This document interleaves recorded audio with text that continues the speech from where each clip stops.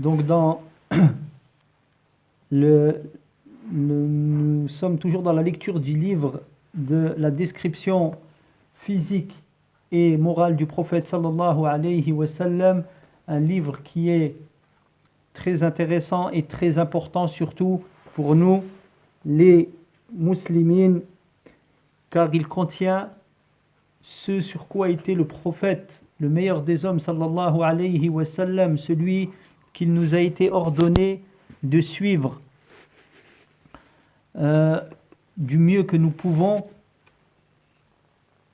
Lorsqu'Allah dit dans le Coran لَقَدْ كَانَ لَكُمْ فِي رَسُولِ اللَّهِ أُسْوَةٌ حَسَنَةٌ لِمَنْ كَانَ يَرْجُو اللَّهَ وَالْيَوْمَ الْآخِرَ وَذَكَرَ اللَّهَ كَثِيرًا.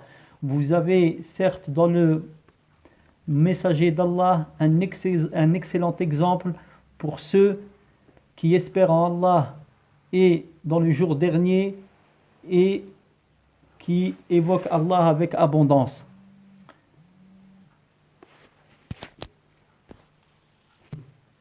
Nous sommes donc arrivés au chapitre 14 qui traite de la description du sabre du messager d'Allah sallallahu alayhi wa sallam. Donc le cheikh qui a fait, le savant qui a fait l'explication des hadiths que l'imam Tirmidhi a rapporté dans son livre Shama'il al-Nabi, donc le cheikh Abd al-Razzaq ibn Abd al-Muhsin al-Abbad al-Badr explique que ce chapitre, et c'est également le cas pour les chapitres suivants, se rapporte aux outils de guerre que le prophète sallallahu alayhi wa sallam a utilisé. L'auteur, qu'Allah lui fasse miséricorde, mentionne d'abord le sabre du messager d'Allah sallallahu alayhi wa sallam quant à sa description, son alliage, son pommeau et autres éléments s'y rattachant. Faire suivre le précédent chapitre portant sur la chevalière du messager d'Allah sallallahu alayhi wa sallam, sa bague, comme on l'a vu dans le précédent chapitre, le faire suivre ce chapitre de celui-ci, donc qui traite du sabre du messager d'Allah sallallahu alayhi wa sallam, comporte, et Allah sait mieux, une subtilité, à savoir que le prêche par la plume et la langue prévaut sur le combat, précède le combat par l'épée et la lance. La chevalière, la bague que le prophète sallallahu alayhi wa sallam avait prise, servait à apposer son sceau sur ces missives adressées aux rois et aux dirigeants. C'était des écrits pour appeler à Allah puissant et grand, à sa religion et à son droit chemin. C'était pour les mettre en garde contre leur mécréance en Allah et leur démenti de la vérité avec laquelle il est venu. Il a donc d'abord évoqué la chevalière, c'est-à-dire l'auteur, l'imam Tirmidhi a fait un chapitre traitant du sceau du prophète sallallahu alayhi wa sallam, sa chevalière et le sceau qu'elle portait. Il a donc mentionné ce qui se rapporte à son sceau, à sa chevalière, sa bague prise dans l'intention de prêcher. Car dans les missives qu'il envoyait, il envoyait des appels aux dirigeants à la religion d'Allah. Puis il a mentionné ce qui se rapporte à son sabre dans le chapitre que nous allons attaquer aujourd'hui, Inch'Allah. C'est ainsi que l'on sait que l'on comprend que le prêche par la plume, en écrivant, en expliquant, en éclaircissant, en conseillant, en orientant et en exhortant, prévaut sur le prêche par l'épée et la lance. Donc le cheikh explique ensuite le titre de ce chapitre, donc de la description du sabre du messager d'Allah sallallahu alayhi wa sallam. C'est le titre du chapitre. Et Cheikh Abd al-Razzaq explique l'emploi du sabre ici est utilisé dans une tournure qui indique, comme le veut la règle, la globalité, c'est-à-dire le sabre. Il dit la description du sabre. Bon, il parle ici du sabre au singulier, mais en fait c'est une règle en arabe. Quand le nom singulier il est annexé, il englobe, ça ne veut pas dire qu'il est ani, ça veut dire une seule chose. Le sabre du prophète, il y a la règle en arabe, c'est-à-dire Sayfur Rasulillah sallallahu alayhi wa sallam, en fait ça veut dire les sabres, ça ne veut pas dire qu'il n'y en avait qu'un, ça peut très bien dire qu'il y en avait plusieurs. Comme par exemple quand Allah il dit dans le Coran وَذْكُرُوا نِعْمَةَ اللَّهِ عَلَيْكُمْ, évoquez le bienfait d'Allah sur vous. Est-ce qu'Allah il n'a qu'un bienfait sur nous? Allah il a des bienfaits innombrables. Comme كما قال تعالى وإن تعدوا نعمة الله la tuhsuha. Et si vous décomptiez, dénombriez les bienfaits d'Allah sur vous, vous ne pourriez les décompter. Donc c'est une règle en arabe qui dit que grammaticalement, lorsqu'un singulier il est annexé, ça englobe, c'est global, c'est pas une seule chose. Donc ici, le sabre du prophète, ça ne veut pas dire qu'il en avait qu'un, comme on va le voir ici. Donc, en effet, le prophète sallallahu alayhi wa sallam, comme le soulignent les savants, avait plus d'un sabre. Certains en énumèrent 9. Il se peut qu'il les ait eus tous en même temps, comme il se peut qu'il les ait eus à des moments différents, ce qui est un avis plus vraisemblable. Ibn al-Qayyim, qu'Allah lui fasse miséricorde, cite dans Zayd al-Ma'ad, qui est une description de la vie du prophète sallallahu alayhi wa sallam, qui porte ce titre, les noms de ces sabres. Des savants les ont regroupés, un savant les a regroupés dans 2 vers de poésie. Il dit, donc la traduction approximative des vers, notre guide avait 9 sabres. Rasoub, al-Mikhdam, Dhul-Fiqar, Qadib, Hatf, al-Battar, Adb, Qal'i et Ma'thur al-Fujjar. نعم. قال في الحديث الأول حدثنا محمد بن بشار قال حدثنا وهب بن جرير قال حدثنا أبي عن قتادة عن أنس قال كانت قبيعة سيف رسول الله صلى الله عليه وسلم من فضة. Muhammad ibn Bashar nous rapporte, Wahb ibn Jarir nous rapporte, mon père nous rapporte d'après Qatada, d'après Anas, le pommeau du sabre du messager d'Allah sallallahu alayhi wa sallam était en argent. Donc ce hadith a été rapporté par l'auteur, l'imam Tirmidhi dans son Jami' et Abu Daoud dans son livre de hadith qui s'appelle As-Sunan, Sunan Abu Daoud ou Abi Daoud. Donc dans le hadith, la parole, le pommeau du sabre du messager d'Allah sallallahu alayhi wa sallam, ici le pommeau représente la partie se trouvant au bout du manche de l'épée qui permet à la main de ne pas glisser. Donc, le reste de la parole de Anas ibn Malik dans la description du pommeau du sabre du prophète sallallahu alayhi wa sallam, c'est la suivante. Il a dit, elle était en argent, le pommeau était en argent. Donc, le cheikh explique qu'il était confectionné en argent. Et si ce hadith est établi, c'est-à-dire s'il est sûr, s'il est authentique, donc ici il y a un doute sur l'authenticité de ce hadith, il prouve alors qu'il est permis d'orner l'épée et autres outils de guerre d'argent.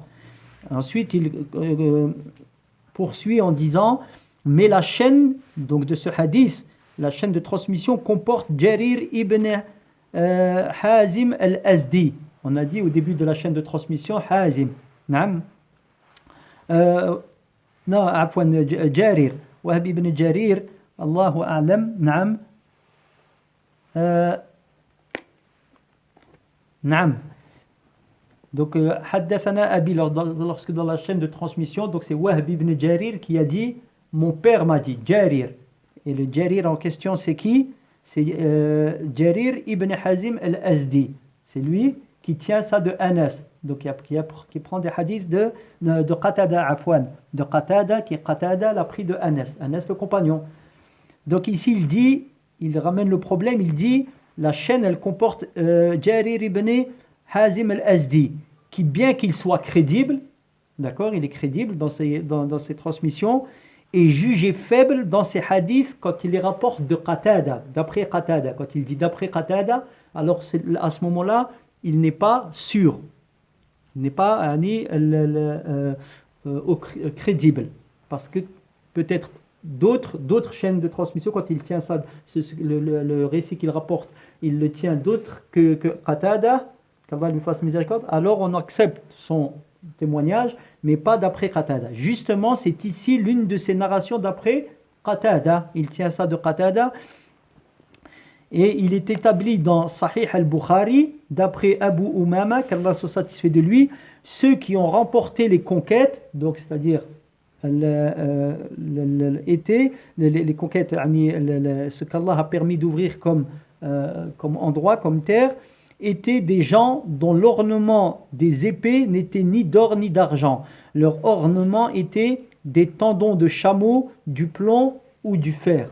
Donc ici, c'est comme le hadith de Bukhari, il est sûr, et dans lequel il précise que ça n'était pas de l'argent ou de l'or, leur pommeau, mais plutôt, comme il a dit, des tendons de chameau, ou du plomb, ou du fer. Donc, il y a un hadith authentique qui va en contradiction avec un hadith dans lequel il y a un membre de la chaîne qui n'est pas acceptable, son témoignage n'est pas acceptable selon la description qui en a été faite. Donc, on suit plutôt l'avis qui dit que on n'accepte pas le hadith. Wallahu a'lam. إذن حدثنا محمد بن بشار قال حدثنا معاذ بن هشام قال حدثني أبي عن قتادة encore une fois قتادة ici عن سعيد بن أبي الحسن قال كانت قبيعة سيف رسول الله صلى الله عليه وسلم من فضة. Donc Muhammad ibn Bashar nous rapporte, Mu'adh ibn Hisham nous rapporte, mon père me rapporte d'après Qatada, qui lui était un tabi'i, donc de la génération après les compagnons, d'après Saïd ibn Abil Hassan, il a dit, le pommeau du sabre du messager d'Allah sallallahu alayhi wa sallam était en argent. Ce hadith a été rapporté par Abu Daoud dans son Sunan. Dans la chaîne se trouve Mu'adh ibn Hisham, on l'a entendu, dans la chaîne de transmission se trouve Mu'adh ibn Hisham qui est sadouk, véridique, mais se trompe parfois.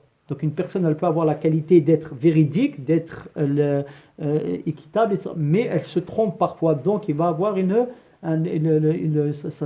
son témoignage dans le hadith, il va être diminué, la force de son témoignage. Donc il va avoir besoin, par exemple, s'il est tout seul à rapporter ce hadith, alors il va avoir besoin de hadiths qui ont été rapportés par d'autres voies pour le corréler.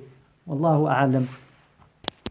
Et ainsi, on apprend un petit peu l'importance de cette science et ce que les savants ont mis en place afin de cadenasser toutes les voies et de comprendre pourquoi on dit non, celui-ci il est authentique, on l'accepte, celui-ci on ne peut pas l'accepter, il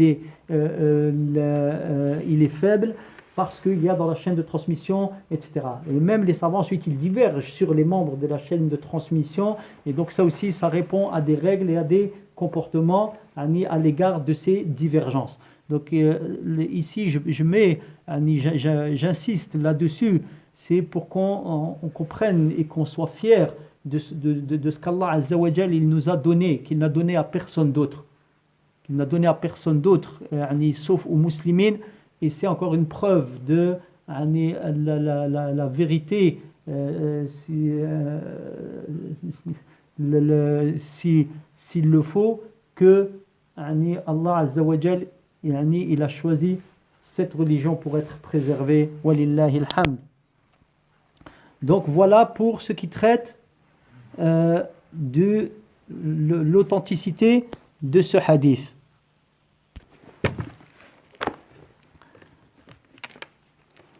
Donc, Saïd ibn Abil Hassan al-Basri, le dernier membre de la chaîne de transmission, qui rapporte le fait sur le prophète, c'est le frère d'Al-Hassan al-Basri, le célèbre imam, qui était eux de la génération des tabi'in.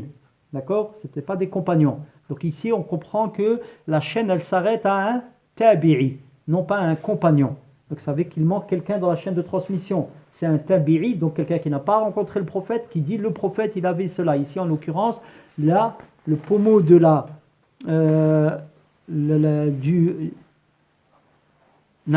le pommeau du sabre du messager d'Allah était en argent.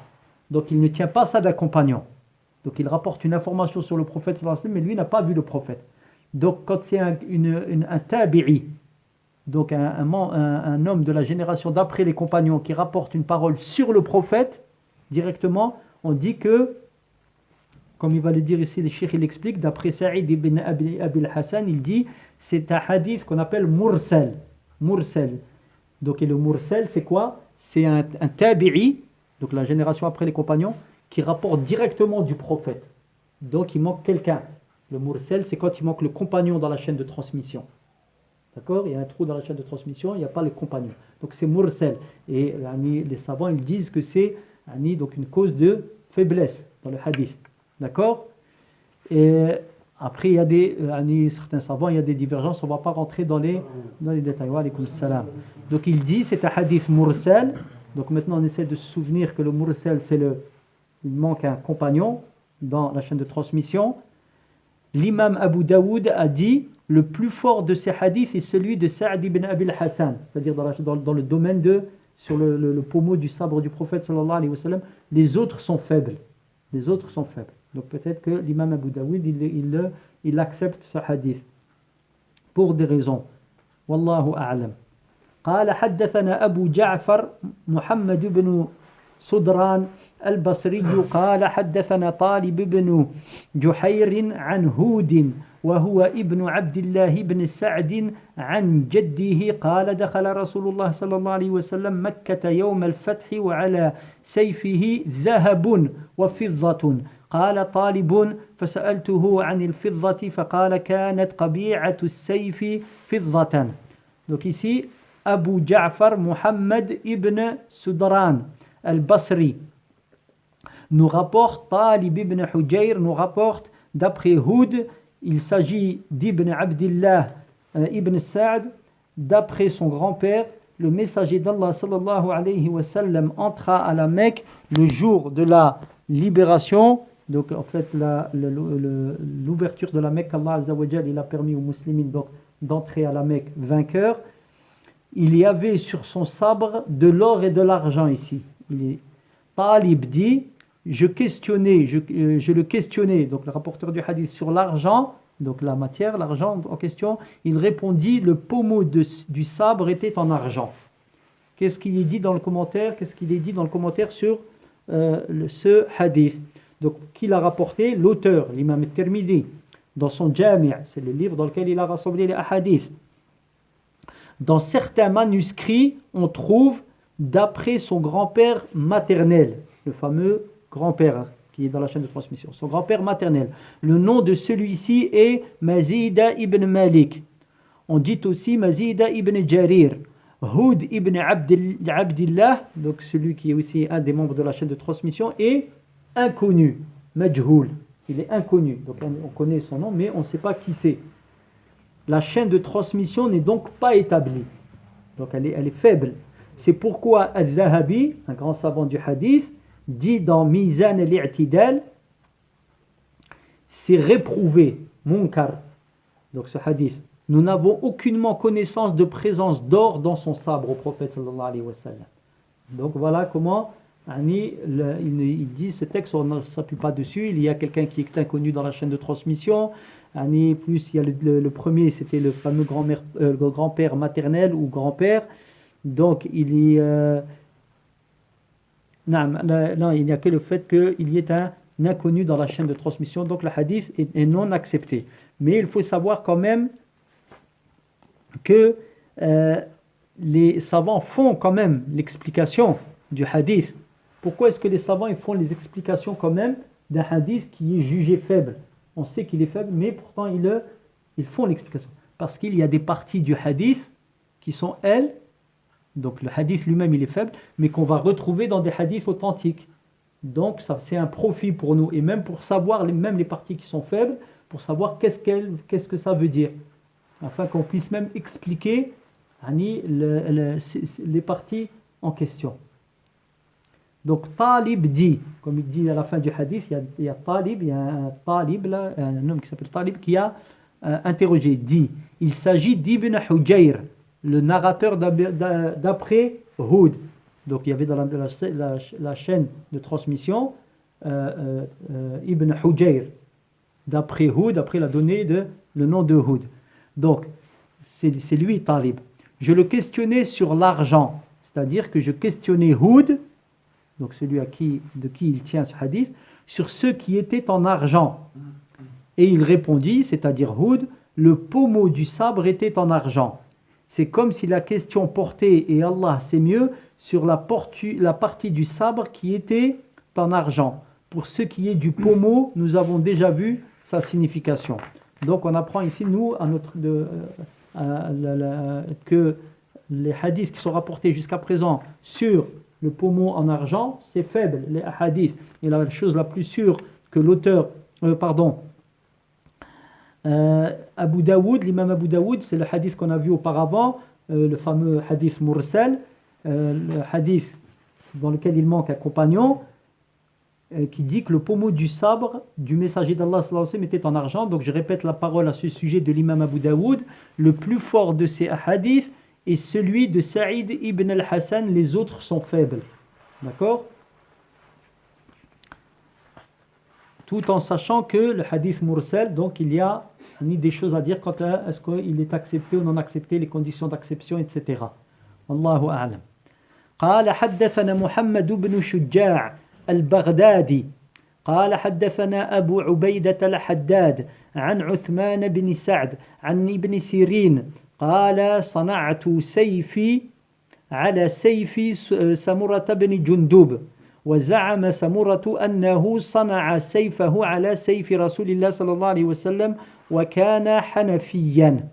والحديث التالي حدثنا عقبة بن مكرم البصري قال حدثنا محمد بن بكر عن عثمان بن سعد بهذا الإسناد نحوه. Donc le hadith suivant, c'est Muhammad ibn Shuja' al-Baghdadi nous rapporte Abu Ubaid al-Haddad nous rapporte d'après Uthman ibn Sa'd, d'après Ibn Sirin, j'ai forgé mon sabre sur celui de Samurata ibn Jundub, un compagnon. Et Samura ibn Jundub a prétendu, ici prétendu on a vu le sens que ça veut dire a dit, c'est pas une prétention comme on le sent au sens péjoratif du terme, c'est il a prétendu, donc il a confirmé avoir forgé le sien sur le messager d'Allah sallallahu alayhi wa sallam, c'est-à-dire dans le modèle, comme on va le voir Inch'Allah normalement, qui était hanafite. On va voir tout ça. Donc, qui a rapporté ce hadith? L'auteur, l'imam al-Tirmidhi, dans son Jami'. Je rappelle que le Jami' de l'imam al-Tirmidhi, c'est le hadith dans lequel il a rassemblé les hadiths qu'il avait. Donc, comme le Bukhari, comme il a rassemblé son Sahih, comme Muslim.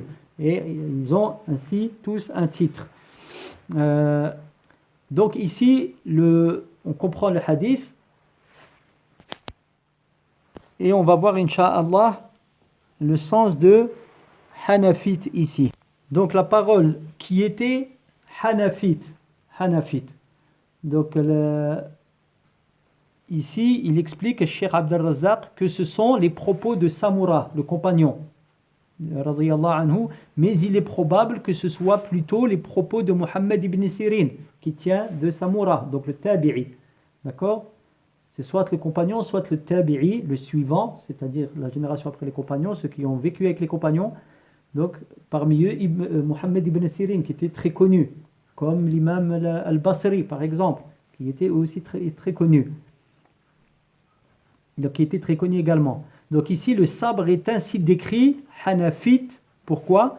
Parce qu'il avait l'allure des sabres des Banu Hanifa, une tribu, Banu Hanifa, qui était réputée pour l'excellence de leur forge des sabres. On dit aussi qu'on l'a décrit ainsi, c'est-à-dire que le sabre était Hanafite, en référence au travail d'un forgeron des Banu Hanifa. Donc soit la forme, qui était spécifique à eux, qui excellait dans le domaine, ou alors parce que c'était un forgeron parmi eux. Donc cela entre, ça tourne autour du même, de la même raison, wallahu a'lam. Donc le chapitre suivant traite de la description de la cotte de maille du messager d'Allah sallallahu alayhi wa sallam. L'auteur introduit ce chapitre pour montrer que le prophète sallallahu alayhi wa sallam avait une cotte de maille qu'il portait durant la guerre. La cotte est ce vêtement métallique confectionné anneau par anneau, donc qui est constitué d'anneaux entrecroisés, Allahu a'lam, et qui protège le combattant avec la permission d'Allah, puissant et grand, contre les flèches, les coups de sabre et autres. Cheikh Abd al-Razzaq poursuit en disant que la cotte est ici au singulier, la cotte de maille, la cotte au singulier, pour indiquer la globalité, comme on l'a vu tout à l'heure avec le fameux singulier qui est annexé. Donc quand il est singulier, il indique la globalité. Puisque le prophète sallallahu alayhi wa sallam a eu plus d'une cotte de maille. Ibn al-Qayyim, qu'Allah lui fasse miséricorde, dit dans Z, il possédait, le prophète sallallahu alayhi wa sallam, 7 cottes de maille. Donc qui portaient des noms comme ses épées. Dhat al-Fudul, c'est celle qu'il plaça en gage chez les juifs Abu الشحم en contrepartie d'orge pour sa famille, à savoir 30 sa'. Il a laissé sa cote de maille chez les juifs en question. Engage contre 30 sa' d'orge. Ici, le sa' est une unité de poids utilisée à l'époque prophétique. Il correspond aujourd'hui environ à 2,40 grammes, 2,400 grammes, 2,4 kg, pardon. Un sa'. Donc le terme de la dette était d'une année. Donc il précise cette cote de maille, comment elle a été, qu'est-ce qu'il en a fait le prophète sallallahu, à quoi il a utilisé d'autres. Donc le terme de la dette était d'une année et la cote était en fer. Donc cette fameuse première cote qui s'appelait comment? Il a dit Dhat al-Fudul. Dhat al-Fudul, c'est celle qui a des mérites, la méritante, celle qui a des mérites, on va dire. Le terme, donc il y a aussi eu les codes du prophète Dhat al-Wishah, Dhat al-Hawashi, al-Sa'diya, Fidda, al-Batra et al-Khirnaq. Donc les codes de maille du prophète sallallahu alayhi wa sallam. Donc une chose très importante ici. Il est arrivé au prophète sallallahu alayhi wa sallam de porter une, voire deux codes de maille en même temps. Et il en possédait 7, bien qu'il était le maître de ceux qui s'en remettent à Allah. Personne ne plaçait sa confiance en Allah Azza wa Jal comme le prophète sallallahu alayhi wa sallam. Pourtant, il avait 7 codes de maille. Et il en mettait une, et parfois il en mettait 2 en même temps. Les savants en ont déduit que mettre en œuvre ce qu'il faut pour se protéger, se prémunir et autres, ne remet pas en cause la confiance en Allah. Plutôt, la réalité de la confiance en Allah consiste en ce que le cœur repose sur Allah et à remettre l'affaire entre ses mains tout en mettant en œuvre les causes. C'est ça la confiance en Allah. Notre cœur, il est avec Allah. On sait que ça n'est pas les causes qui vont réellement nous protéger. Elles ne sont que des causes. Combien de causes ont été mises en œuvre, mais elles n'ont rien donné. Ça n'a pas donné. Les hommes ont planté, les hommes ont mis de l'engrais, les hommes ont étudié le sol, ils ont fait ce qu'il faut, des agronomes, des ingénieurs agronomes, etc. Ensuite, ils viennent, ils mettent les engrais qu'il faut, ils ramènent. Pourtant, ça ne donne rien, la cause. Et pourquoi? Parce que cela provient d'Allah Azza wa Jal. Mais Allah a légiféré ces causes. Il n'a jamais dit tu places ta confiance et tu attends. Non, Allah il dit lorsque tu es sûr. Donc tu as étudié la situation, tu sais comment elle est, comment ça va avec tes compagnons, tu les as, il parle au prophète sallallahu alayhi wa sallam, tu les as, on va dire, concertés, etc. Alors place ta confiance en Allah. Donc au départ c'est ça, on place notre cœur, il est avec Allah, on utilise les causes et on revient toujours vers Allah et en sachant, en ayant la certitude que rien ne se passera si ce n'est par la permission d'Allah Azza wa Jal. Donc c'est ça la confiance. On n'est pas à l'extrême comme des gens qui font partie des catégories des soufis et qui disent nous plaçons notre confiance en Allah le Très-Haut et ensuite ils attendent que ce qu'ils veulent leur arrive. C'est complètement faux, c'est tronqué. C'est pas ça. Omar radiyallahu anhu, il a vu des hommes qui étaient en guenilles et qui partaient pour le Hajj sans rien. On lui a rapporté ça. Il était Amir al-Mu'minin, il était prince des croyants, il était chef des croyants. Il est allé à leur rencontre, il leur a dit qu'est-ce que vous faites? Ils leur ont dit ils attendaient que les gens, en fait, ils disaient on aime Allah, on adore Allah et on attend qu'Allah Azza wa Jal, il pourvoit à nos besoins. Il leur a dit que faites-vous? C'est quoi cette manière d'agir? Ils lui ont dit en arabe, ils lui ont dit nahnu mutawakkilun. En fait, il dit on place notre confiance en Allah et notre rizq va venir. Il leur a dit lastum mutawakkilin antumul mutawakkilun. C'est-à-dire awil mutaakilun afwan. Vous n'êtes pas de ceux qui placent leur confiance en Allah. C'est pas ça. Il leur a dit vous êtes ceux qui attendent qu'on vienne leur donner à manger. Le mutawakkil, c'est lui qui place sa confiance en Allah. Le mutawakkil, c'est celui qui attend qu'on vienne lui donner à manger. Non, c'est pas ça. Tu places ta confiance en Allah, tu fais dua et tu te mets au travail. Ainsi, c'est ce qui nous est donné comme leçon ici. Le prophète, 7 cottes de mailles, il possédait. C'était pas pour décorer. Ani hashahu sallallahu alayhi wa sallam. C'était parce qu'il les utilisait. Il les portait. Pourtant, il était le messager d'Allah. Non seulement il portait une cotte, mais parfois il en mettait même 2. Donc ça, c'est une leçon pour nous. On place notre confiance en Allah. Ça, c'est la première chose. Surtout, on ne met pas notre certitude et nos espoirs dans les causes qu'on a. J'ai tout ce qu'il faut, j'ai étudié la situation, j'ai étudié pour faire mon affaire, etc. C'est bon, ça va marcher. Là, j'ai étudié, fais-le, étudie, bien sûr. Il faut que tu sois en avance sur les autres, il faut que tu connaisses, tu révises tes cours, tu passes des examens, tu fais tout ce que tu fais. Walakin, remettant à Allah Azza wa Jal. Et sache d'avance qu'il ne t'arrivera que ce qu'Allah t'a écrit avant même de t'avoir créé. Donc, la réalité, je répète la phrase que le cheikh dit ici, la réalité de la confiance en Allah consiste en ce que le cœur repose sur Allah et à remettre l'affaire entre ses mains tout en mettant en œuvre les causes. Le cœur ne s'attache pas à la cause, il l'utilise, l'homme, mais son cœur il n'est pas accroché à cette cause. Mais fait confiance à Allah, qu'il soit glorifié, tout en remettant l'affaire entre ses mains à Allah. Donc on utilise les causes, mais on tombe beaucoup dans ce panneau-là, la cause. Il est là, la cause. Alors on oublie que ça ne marchera que si Allah Azza wa Jal le veut, et le musulman il doit être en perpétuelle attention sur ça. La confiance à Allah, l'utilisation des causes, des meilleures causes qu'il peut, mais tout en revenant à son Créateur, qu'Allah nous accorde la compréhension et l'application. قال حدثنا أبو سعيد عبد الله بن سعيد الأشج قال حدثنا يونس بن بكير عن محمد بن إسحاق عن يحيى ابن عباد بن عبد الله بن الزبير عن أبيه عن جده عبد الله بن الزبير عن الزبير بن العوام قال كان على النبي صلى الله عليه وسلم يوم أحد درعان فنهض إلى الصخرة فلم يستطيع فأقعد طلحة تحته وصعد النبي صلى الله عليه وسلم حتى استوى على الصخرة قال سمعت النبي صلى الله عليه وسلم يقول أوجب طلحة.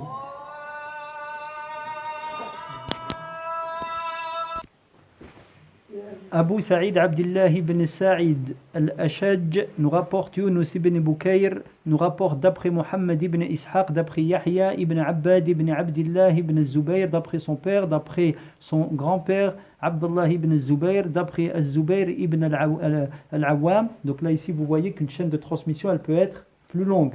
Ici donc il y a plus de chaînes, c'est ce qu'on a expliqué tout à l'heure, la chaîne où il y a plus de membres, moins de membres dans la chaîne de transmission, d'éléments dans la chaîne de transmission, alors ça va avoir un rôle également. Il dit, ça va faire rentrer dans une catégorie. Il dit, le prophète sallallahu alayhi wa sallam portait 2 cottes de mailles le jour d'Uhud, la bataille d'Uhud. Il voulut gravir un rocher, mais n'y arriva pas. Il fit alors asseoir Talha, donc un de ses compagnons, en dessous de lui, et le prophète sallallahu alayhi wa sallam gravit jusqu'à se tenir sur le rocher. Donc il monta sur Talha. Il poursuit, j'ai entendu le prophète sallallahu alayhi wa sallam dire Talha mérite. Donc on va voir ça inshallah en détail. L'auteur rapporte ce hadith dans son Jami'. Dans la chaîne de transmission se trouve Muhammad ibn Ishaq, qui est un dissimulateur, ce qu'on appelle un mudallis. Et il rapporte, donc c'est un défaut bien entendu, et il rapporte selon le mode de an'ana. C'est-à-dire que, qu'est-ce que ça veut dire ce fameux Muhammad ibn Ishaq, quand il rapporte, il dissimule. Qu'est-ce qu'il dissimule? Des personnes, voilà, il fait du tadlis, et il dit il dit d'après. Donc quand il parle, il dit d'après. Mais comme on a vu que le d'après, c'est pas précis, c'est pas comme j'ai entendu dire, ou alors un tel m'a rapporté qu'il a entendu dire quelqu'un. Non, il dit d'après. Donc on ne sait pas si c'est lui qui a entendu, on ne sait pas si il a rapporté ça de quelqu'un de plus qui n'a pas entendu lui-même. Donc ça veut dire qu'il laisse dans le doute. Ce qu'on appelle yu'an'inu, c'est-à-dire qu'il dit wa'an, an. D'accord? Donc il rapporte selon le mode an'ana. Donc il reste vague. Et ils font ça, comme on l'a vu, pour une raison. Mais le hadith est rapporté dans le Musnad de l'imam Ahmed. Donc il parle du défaut qu'il y a dans cette chaîne de transmission. Ensuite il rapporte, et il dit qu'il a été rapporté le même hadith, mais dans une autre chaîne par l'imam Ahmed, dans son Musnad. Et l'audition y est clairement stipulée à ce moment-là. Là, dans l'audition, dans la chaîne de transmission, il dit « j'ai entendu ». Donc c'est pour ça que ici c'est renforcé, wallahu ta'ala a'lam. Donc, la parole dans le hadith, le prophète portait 2 cottes de mailles le jour d'Uhud, donc de la bataille d'Uhud. Le cheikh explique cette phrase en disant il s'agit des 2 cottes de mailles qui portaient pour nom, on avait vu les noms des cottes de mailles, c'est Al-Fudul, oui, et Fidda. Donc, il les avait nommés comme ça, qu'il avait obtenu des Banu Qaynuqa, qui était une tribu juive de Médine. Cela veut dire que durant la bataille d'Uhud, qui était une bataille contre laquelle ils se sont battus contre les mécréants de Quraysh, et le mont Uhud est proche de Médine, est à Médine même, il se présenta, le prophète sallallahu alayhi wa sallam, en portant 2 cottes de mailles, l'une sur l'autre, ce qui procure davantage de protection. Et cela ne remet absolument pas en cause la confiance en Allah, comme nous l'avons vu précédemment. Ibn al-Qayyim, qu'Allah lui fasse miséricorde, dit le messager d'Allah sallallahu alayhi wa sallam était celui qui s'en remettait le plus à Allah. Pourtant, il a porté son attirail, c'est-à-dire ses cottes de mailles, et ses armes et sa cotte de mailles. D'ailleurs, le jour d'Uhud, il a même porté 2 cottes de mailles. Et il s'est caché 3 jours dans la grotte. Donc ça, je crois qu'il parle de la grotte lorsqu'il a immigré de la Mecque vers Médine. Il s'en remettait à Allah et tout en mettant en œuvre les causes, mais ne s'en remettait pas aux causes. Donc je répète ici, il s'en remettait à Allah et utilisait les causes, mais il ne s'en remettait certainement pas aux causes, parce que s'en remettre aux causes et placer son cœur avec les causes, avoir confiance dans les causes, c'est-à-dire donc ça nous fait oublier Allah, donc on est en train d'associer à Allah Azza wa Jalla à ce moment-là. Donc Shaitan entre par toutes les portes. Donc c'est pour ça qu'il faut être sur nos gardes. Et le meilleur moyen, c'est de s'enfermer dans la citadelle. C'est toujours se rappeler d'Allah. C'est le rappel d'Allah. La citadelle du musulman. Le fortin, la forteresse qui va le préserver par la permission d'Allah. C'est le rappel d'Allah Azza wa Jal. Plus on se rappelle d'Allah, plus on se rend compte que le reste n'est que futilité, bien qu'on soit tenu d'utiliser les causes. Wallahu ta'ala a'lam. La parole dans le hadith, il voulut gravir un rocher, mais n'y arriva pas. Probablement qu'il n'est pas arrivé à gravir le rocher en raison de son élévation, la hauteur de ce rocher, ou bien à cause du poids des 2 cottes de mailles qu'il portait, ou encore à cause de la blessure qu'il avait eue durant la bataille d'Uhud. Tout cela est possible, et on peut même dire que même ça peut être l'ensemble de tout ça qui l'a empêché de monter sur ce rocher. Donc on regarde le prophète sallallahu alayhi wa sallam au milieu des compagnons dans la bataille d'Uhud, au milieu d'eux, le plus courageux d'entre eux. Même les compagnons rapportent, ils disaient, le prophète sallallahu alayhi wa sallam s'est lancé, il dit, et nous on se cachait derrière lui. Par des moments, quand la bataille elle était, elle battait son plein, on était au plus vif de la bataille, et on se cachait derrière le prophète, même on cherchait protection, on se protégeait derrière le prophète sallallahu alayhi wa sallam. Il était le plus miséricordieux des hommes envers sa communauté. فنسأل الله عز وجل أن يوفق لنا معرفة الرسول صلى الله عليه وسلم حقا وأن يرزقنا اتباعه. قوله فأقعد طلحة تحته أي طلب من طلحة رضي الله عنه أن يقعد تحته ليكون مثل السلام فيتمكن من الصعود على الصخرة والحكمة من هذا النهوض إلى الصخرة هي من أجل أن يراه المسلمون القريب منهم والبعيد فيطمئن على حياته ويفرح بذلك ومن أجل أن يجتمعوا حوله صلى الله عليه وسلم فتعود لهم القوة والشوكة في الاجتماع. Donc ensuite il dit, il fit alors asseoir Talha en dessous de lui, c'est-à-dire qu'il a demandé à Talha, qu'Allah soit satisfait de lui, de s'asseoir en dessous de lui pour qu'il fasse office d'échelle, d'échelle et qu'il, donc de marchepied, et lui permette de gravir le rocher. La raison pour laquelle il voulait gravir ce rocher était que les musulmans puissent le voir, les proches comme les éloignés, afin qu'il ne s'inquiète plus pour sa vie, car il y avait une fausse information qui disait qu'il avait été tué dans la bataille. C'est Shaitan qui a ramené cette information, qui l'a fait circuler parmi les compagnons pour les déstabiliser. Et il a failli réussir. Walakin Allahu ghalibun ala amrihi. Allah atteindra son but. Donc, afin qu'il ne s'inquiète plus pour sa vie et qu'il s'en réjouisse. C'était aussi pour qu'ils se regroupent autour de lui afin de réunir leurs forces. Donc,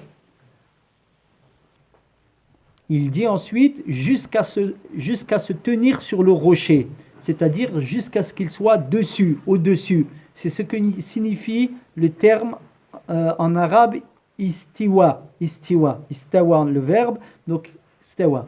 Ainsi, quand nous récitons cette parole d'Allah Azza wa Jal dans le Coran, le tout miséricordieux s'est établi sur le trône, istawa, ici, cela signifie linguistiquement, il s'est mis au-dessus de la façon qui convient à sa majesté et sa perfection. Qu'est-ce que ça veut dire? Pourquoi il ramène ça ici, les cheikhs?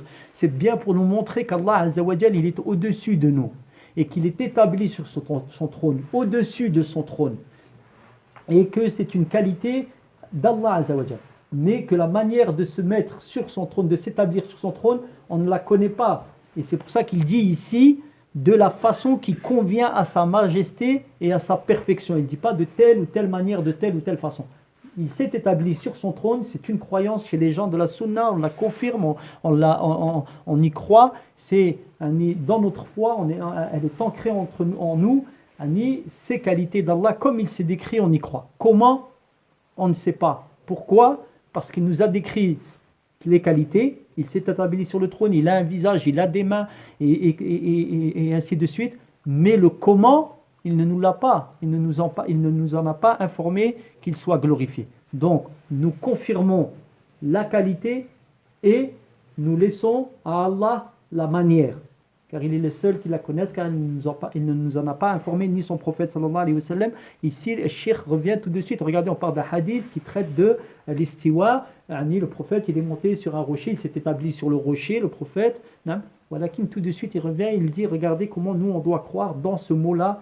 Pourquoi? Parce qu'il y a des gens, des sectes dans la communauté qui donnent des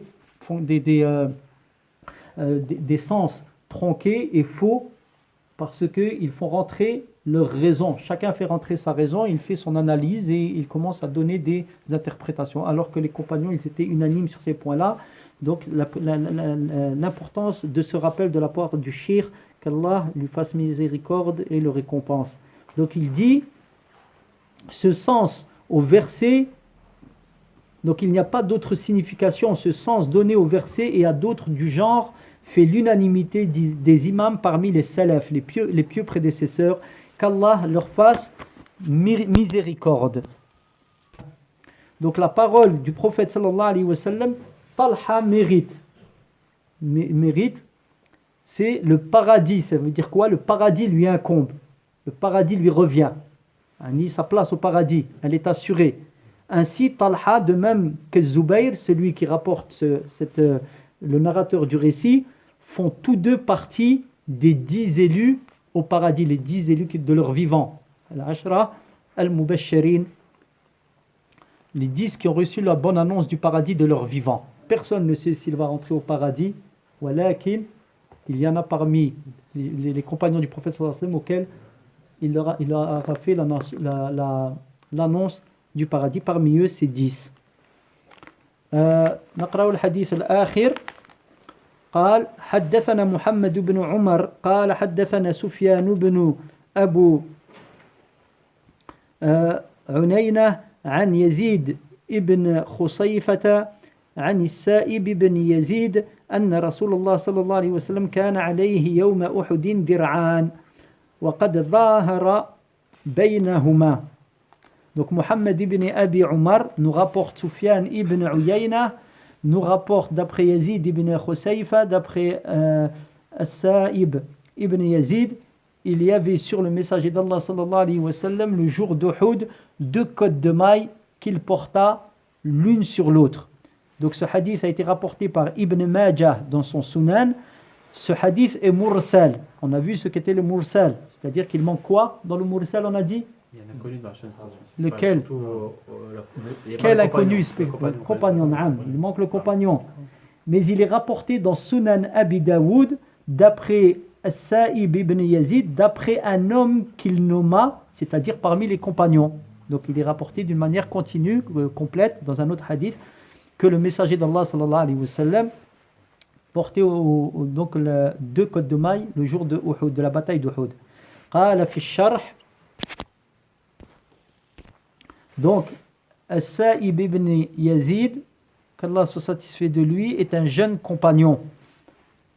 On l'emmena faire le pèlerinage d'adieu, donc quelques mois avant la mort du prophète sallallahu alayhi wa sallam, alors qu'il avait 7 ans. C'est le dernier des compagnons du prophète sallallahu alayhi wa sallam, mort à Médine. Il est décédé dans cette ville en l'an 91 de l'Hégire. Donc le prophète sallallahu alayhi wa sallam, il a fait le pèlerinage, Allahu alam, l'an 9 de l'Hégire. Il avait 7 ans. 91, de 9 à 91, il y a 82. C'est ça? 82 plus 7, il est mort à 89 ans. Wallahu ta'ala a'lam. فنسأل الله عز وجل أن يرزقنا حسن اتباع الرسول صلى الله عليه وسلم ويجعلنا من الصالحين المخلصين.